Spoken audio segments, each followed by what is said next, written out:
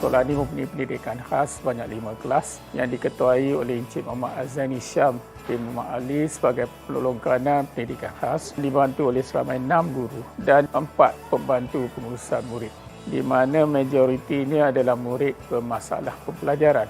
Lahir daripada program contohnya Linus, di mana ada murid yang didapati slow learner ataupun bermasalah pembelajaran, kita akan terima untuk ditempatkan di SK Jangkaan Darul. Untuk pelajar-pelajar pendidikan khas ini, kita perlukan buat saringan.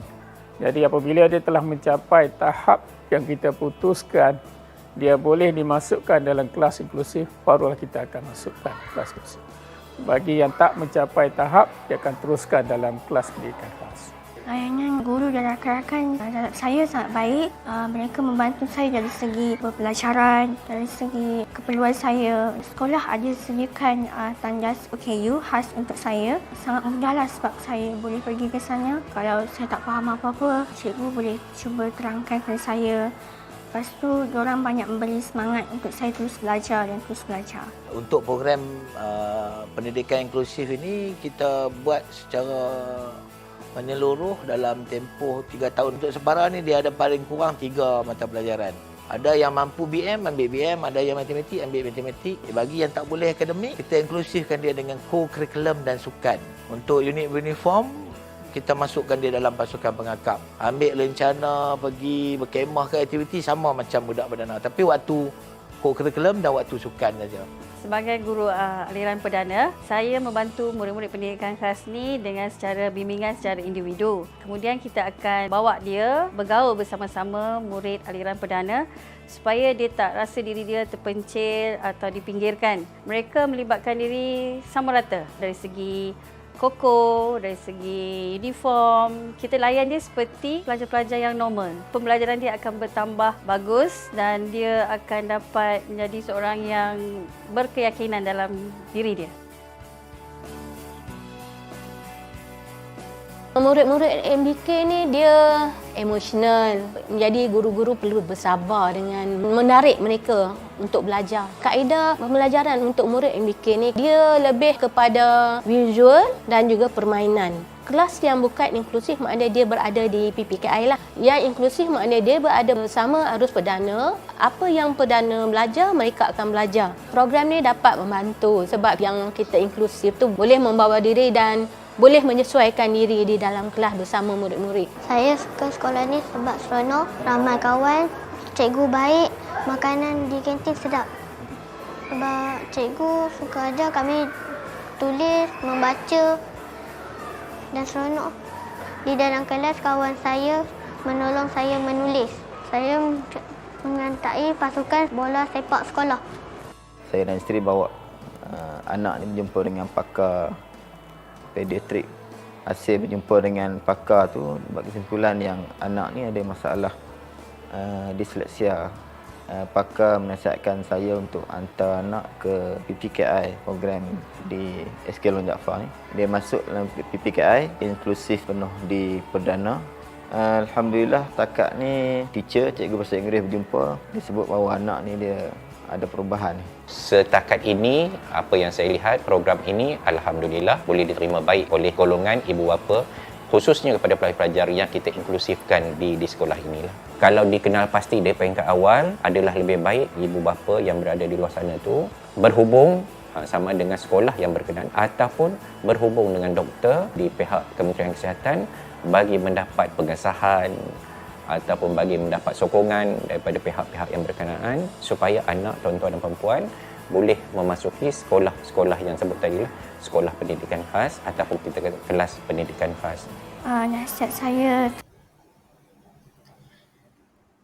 Bismillahirrahmanirrahim. Assalamualaikum warahmatullahi wabarakatuh. Bersama dengan saya Nur Ashikin binti Masran akan membentangkan tentang kolaboratif khidmat sokongan badan kerajaan dan bukan kerajaan dalam menentukan kejayaan pendidikan inklusif. Pensyarah saya adalah Ustazah Wan Asmah Laili binti Wan Hamad bagi mata pelajaran PIMK 229 Budi, Pendidikan Inklusif dalam Pendidikan Islam.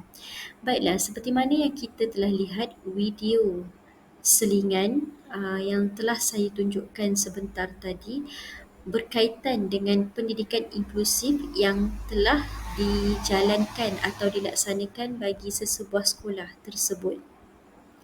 Dan pada pendapat saya juga, dengan melihat video itu yang telah saya tunjukkan itu tadi, bahawa untuk kita membentuk seseorang pelajar yang mempunyai masalah dan juga yang terlibat dengan inklusif itu sendiri bukanlah mudah dan bukanlah sesuatu perkara yang senang, yang boleh kita katakan mudah untuk kita jalankan program untuk mereka, tetapi jika kita berganding bahu dan bekerjasama secara baik, maka pendidikan inklusif ini dapat berjalan dengan lancar. Jadi kita akan lihat dan kita akan membentangkan beberapa topik perbahasan kita pada hari ini berkaitan dengan tajuk yang telah saya tunjukkan. Baiklah, topik perbahasan kita pada hari ini yang pertama berkenaan dengan sedikit pengenalan tentang pendidikan inklusif. Yang kedua berkaitan dengan isu dan cabaran pendidikan inklusif. Yang ketiga, perkhidmatan sokongan yang terlibat. Yang keempat, kolaboratif badan kerajaan dan NGO ataupun bukan badan kerajaan. Dan yang kelima, kita akan simpulkan daripada topik-topik perbahasan yang kita bincangkan pada hari ini. Baiklah, kita lihat sedikit pengenalan secara umumnya. Pendidikan inklusif ini dapat didefinisikan sebagai suatu penyertaan yang telah merangkumi bukan sahaja murid tipikal tetapi juga bagi murid yang berkeperluan khas dalam suatu komuniti sekolah. Menurut Ismail, Mokhtar dan Hanafi pada tahun 2012, perkataan inklusif ini juga boleh ditakrifkan lagi sebagai proses pengintegrasian murid-murid berkeperluan khas ke dalam bilik darjah yang biasa ataupun normal. Itu sedikit pengenalan yang kita perlu tahu. Apakah ianya pendidikan inklusif ini dan apakah ia menurut takrifan daripada tokoh-tokoh penulisan berkaitan dengan pendidikan inklusif. Baiklah, seterusnya kita akan pergi kepada isu dan cabaran pelaksanaan pendidikan inklusif itu sendiri. Seperti mana yang kita tahu, sebelum adanya sesebuah kejayaan itu, maka kita perlu tahu juga apakah isu-isu atau cabaran yang perlu kita hadapi dalam melaksanakan sesuatu perkara itu. Sama seperti pendidikan inklusif itu sendiri, kita dapat merasakan terdapat beberapa isu dan cabaran pelaksanaan pendidikan inklusif itu sendiri. Okey, yang pertama kita akan lihat isu dan cabaran dari segi ibu bapa, pihak ibu bapa itu sendiri di mana mereka tidak cakna dan kurang kesedaran tentang inklusif ataupun pendidikan inklusif yang kita akan jalankan kepada anak-anak yang terlibat. Okey, yang keduanya ibu bapa juga berfikiran negatif di mana mereka merasakan anak-anak yang MBK itu sendiri tidak mempunyai masa depan seperti anak-anak yang lain dan mereka merasakan ini satu beban, suatu perkara yang menyusahkan mereka dan menyebabkan mereka tidak boleh untuk memberi perhatian sepenuhnya kepada anak-anak mereka itu sendiri.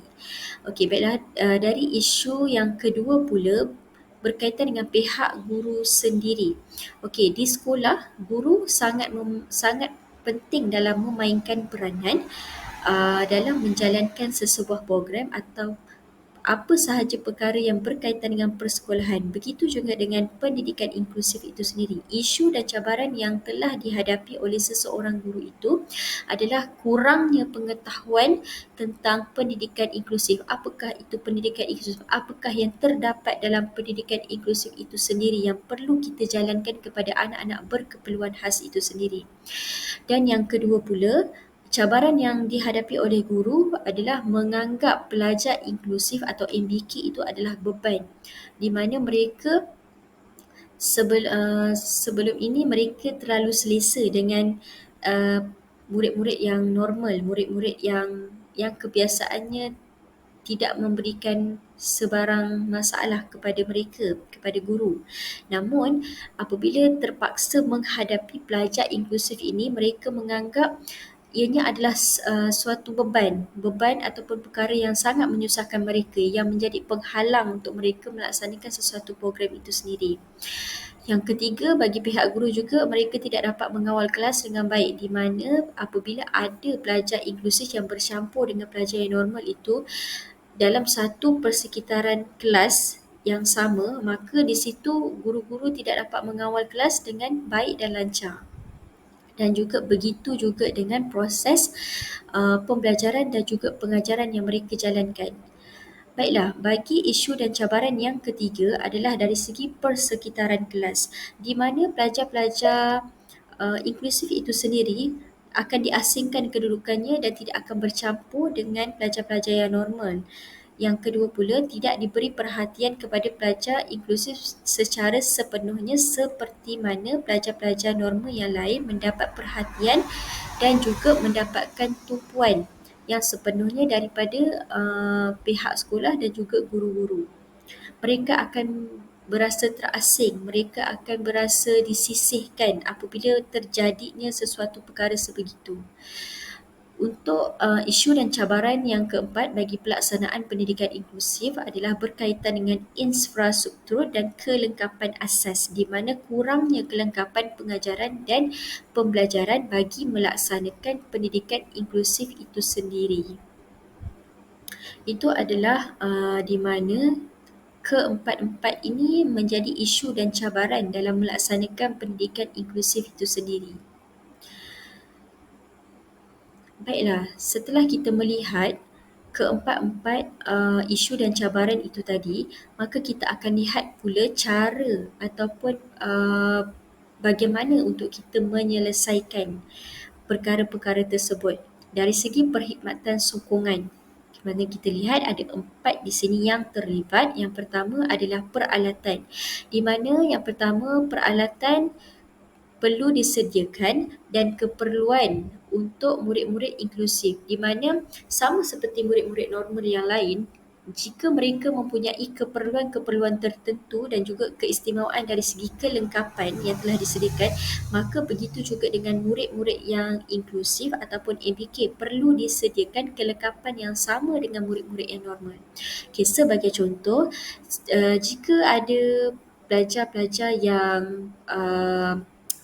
yang terlibat dengan inklusif, contoh bahagian mata ataupun berkaitan dengan penggunaan bahan mengajar ataupun sistem-sistem yang tertentu seperti penyediaan mesin braille, kanta pembesar, sistem ACC, alat bantu pendengaran dan sebagainya untuk melancarkan proses pembelajaran dan pengajaran di dalam sesebuah kelas.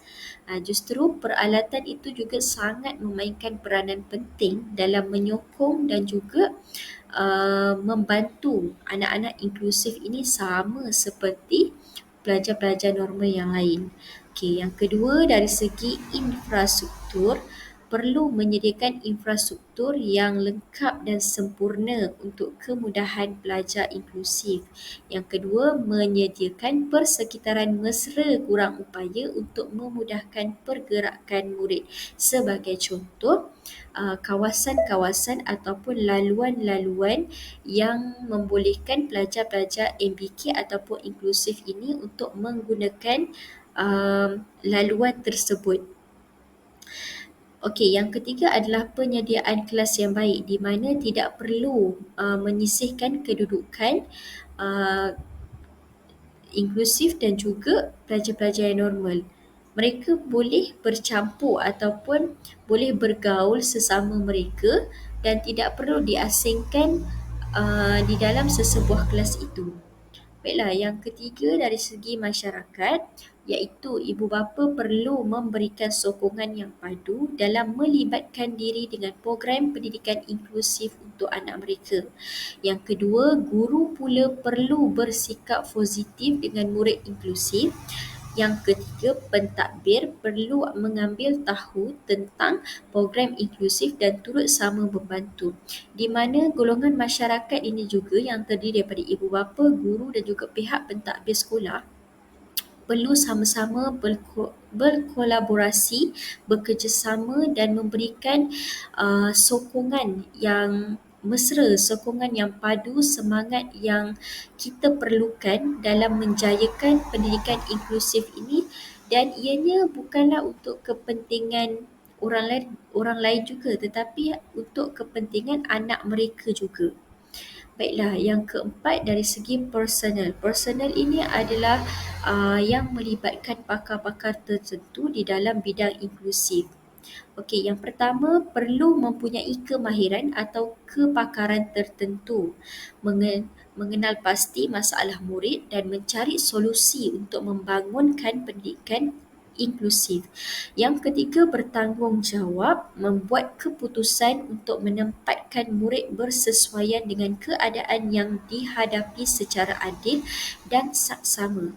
Okey, baiklah, bagi peranan personal itu sendiri, iaitu seseorang pakar ataupun orang yang mempunyai kepakaran di dalam bidang inklusif, seperti pakar mata, pakar pendengaran dan juga sebagainya. Mereka boleh mengenal pasti bagi masalah-masalah yang dihadapi oleh pelajar-pelajar tersebut.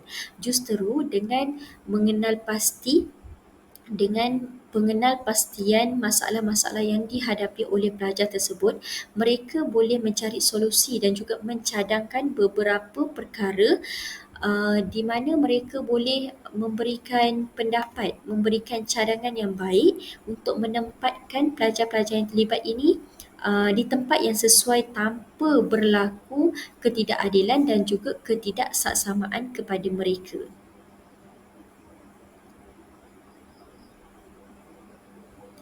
Okey, seperti mana yang kita boleh lihat kat sini, terdapat contoh-contoh peralatan, contoh infrastruktur, contoh masyarakat-masyarakat yang memberikan sokongan padu di dalam pelaksanaan pendidikan inklusif itu sendiri, dan juga contoh personal-personal atau persendirian yang memberikan juga sokongan padu dan juga mendapatkan solusi-solusi yang terbaik bagi murid-murid yang terlibat dengan inklusif dan juga murid-murid berkeperluan khas, di mana kalau contoh kita dapat lihat dekat sini dari segi peralatan, yang pertamanya berkaitan dengan mesin braille yang boleh kita sediakan ataupun pihak-pihak tertentu menyediakan untuk murid yang menggunakan mesin braille ini.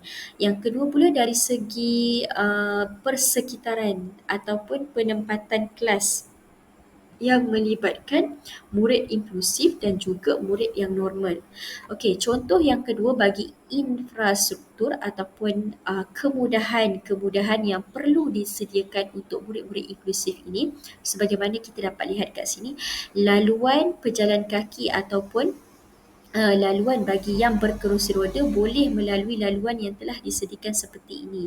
Bagi gambar yang kedua di bawah ini adalah berkaitan dengan pelajar yang memerlukan sokongan ataupun pegangan yang kuat seperti yang kita telah tunjukkan di dalam gambaran ini. Okey, bagi contoh masyarakat adalah kerjasama ataupun keprihatinan yang diberikan kepada pelajar-pelajar tersebut akan merasakan kita memberikan kasih sayang yang sama seperti mana kita memberikan kasih sayang kepada pelajar-pelajar normal yang lain. Okey, yang keempat dari segi pakar. Di sini dapat kita lihat yang pertama adalah dari segi pakar pendengaran dan juga pakar mata. Kedua-dua pakar tersebut adalah sangat penting dan mereka perlu memainkan peranan yang penting dalam membantu menyelesaikan serta mencari solusi untuk murid-murid yang terlibat dengan perkara sedemikian. Okey, baiklah, kita lihat pula dari segi kolaborasi dan khidmat sokongan badan kerajaan dan juga bukan kerajaan ataupun dikenali sebagai NGO. Yang pertama, badan kerajaan yang terlibat adalah Kementerian Kesihatan Malaysia, di mana KKM sangat penting dalam menyediakan program imunisasi kepada bayi dan kanak-kanak berkeperluan khas dan membuat diagnostik awal, di mana ia melakukan pencegahan awal ataupun mereka mencari solusi apabila anak-anak ini diberikan imunisasi, maka mereka akan dapat mengesan apakah yang terjadi kepada anak-anak ini dan juga apakah perkara yang dihidapi ataupun jenis keperluan khas yang mereka hadapi. Okey, yang kedua pula dari segi Kementerian Pembangunan Wanita, Keluarga dan Masyarakat, mereka seperti mana yang kita sedia maklum telah menyediakan program-program pemulihan dalam komuniti. Yang kedua, mereka juga bertanggungjawab terhadap pendaftaran warga negara berkeperluan khas, di mana kementerian ini sangat pentinglah untuk menyediakan pelbagai program-program yang boleh kita katakan berkaitan dengan masyarakat dan juga keluarga. Okey. Yang ketiga, badan kerajaan yang terlibat adalah Kementerian Pelajaran Malaysia iaitu KPM.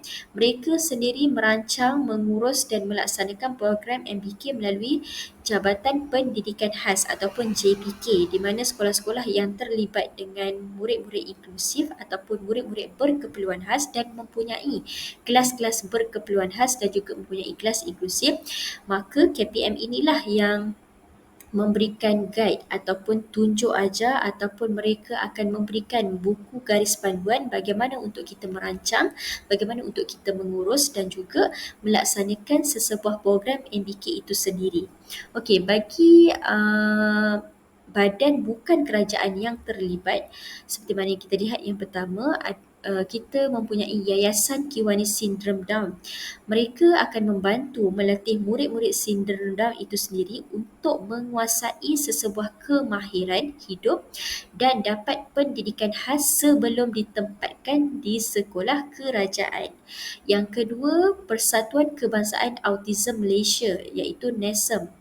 Mereka bertanggungjawab dalam memerhati dan melindungi anak-anak autism. Mereka juga telah memberikan khidmat bantuan dan juga nasihat asuhan kepada ibu bapa yang mempunyai anak-anak autism, di mana mereka akan memberikan cadangan, mereka akan memberikan beberapa perkara bagaimana ibu bapa yang mempunyai kanak-kanak autism itu sendiri untuk handle ataupun untuk mengawal keadaan anak-anak itu sendiri. Baiklah, yang ketiga, bagi Pertubuhan Pembangunan Orang Buta Malaysia PPOBM, di mana mereka menyediakan perkhidmatan nasihat dan bimbingan untuk ibu bapa. Yang kedua, mengesan dan merancang program intervensi awal untuk membantu kanak-kanak yang mempunyai masalah penglihatan.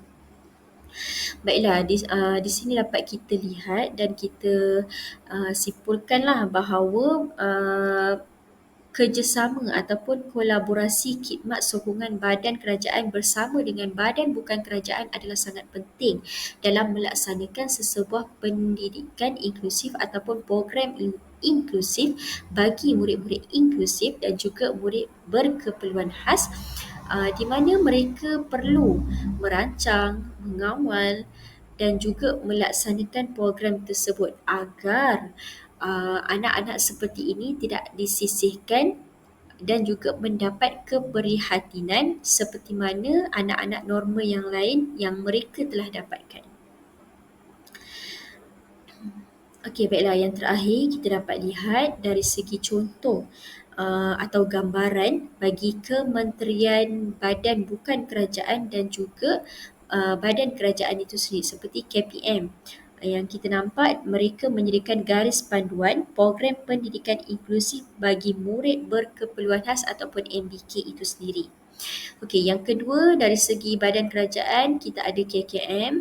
Di sini kita mendapati terdapat poster di mana mereka akan mencegah penyakit pramatang bayi pramatang ataupun tidak cukup bulan, dan mereka mempunyai sistem-sistem dan juga cara bagaimana mereka untuk mengatasi masalah itu lebih sebelum ianya menjadi berleluasa.